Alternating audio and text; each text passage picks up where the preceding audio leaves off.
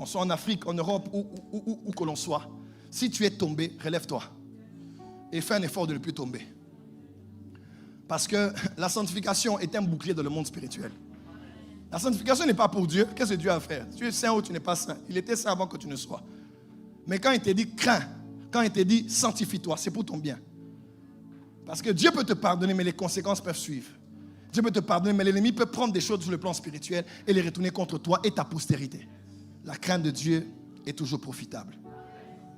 La crainte, la connaissance de Dieu nous donne aussi... Dieu a un enfant chouchou. Dieu a un enfant qui tiendra toujours dans les hauteurs.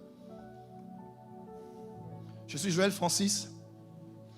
Je ne vais pas être là et commencer à souffrir de voir d'autres Joël Francis qui sont montés et qui vont faire ce que j'étais censé faire. Parce que Dieu m'a disqualifié. Je veux jouer mon rôle de ma génération. Pas plus que les autres, pas moins que les autres. Mais être là où Dieu voulait que je sois. Nous parlons de connaître Dieu parce que nous voulons le craindre davantage. On sait que c'est un feu dévorant. Et plus on connaît Dieu, on sait que le jour vient où ce créateur-là appellera tout être humain en jugement. Le bon Dieu qui te donne, maintenant, alors que tu as péché, il t'a quand même donné une promotion au travail, alors que tu as corrompu avec une fausse signature. Le bon Dieu là, qui t'a donné quand même d'être avec un homme. Un homme. Un homme. Et tu vis avec lui comme si vous étiez mariés alors que vous n'êtes pas encore. Ce bon Dieu là qui continue à t'utiliser au micro alors que tu pêches et tu as péché et tu pêcheras même après. Ce Dieu là, quand il n'y aura pas de voisins, il n'y aura pas de pasteur, il n'y aura pas de prophète pour te dire ce que tu as fait hier. Chacun va comparaître devant Dieu.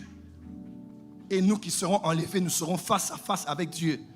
Et nous allons rendre des comptes à celui qui nous a créés. Frère, dans Ecclésiaste, on dit, réjouis-toi. Réjouis-toi, parce que les temps viendront où Dieu va t'appeler en jugement.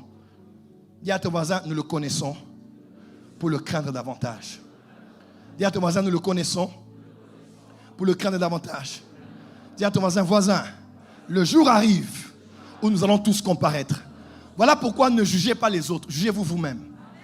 La vie chrétienne, c'est pas venir ici, il a fait ça, elle a fait ça. Tu as même appris. Non, la vie, c'est toi.